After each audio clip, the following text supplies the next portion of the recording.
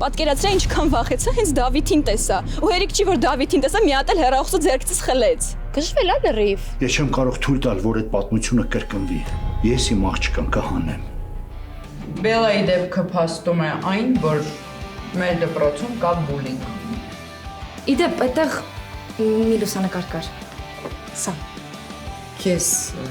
հետաքրքիր է։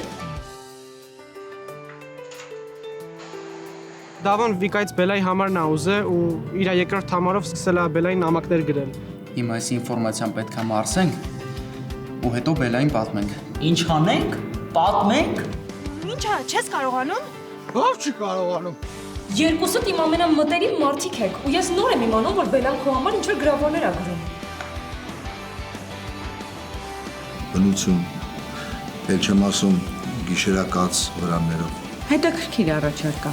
Իսկ դուք կգաք։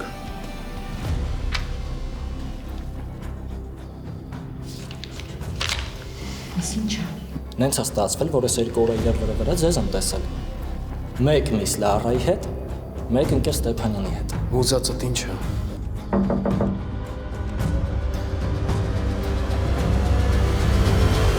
Մի գեղեցիկ օր։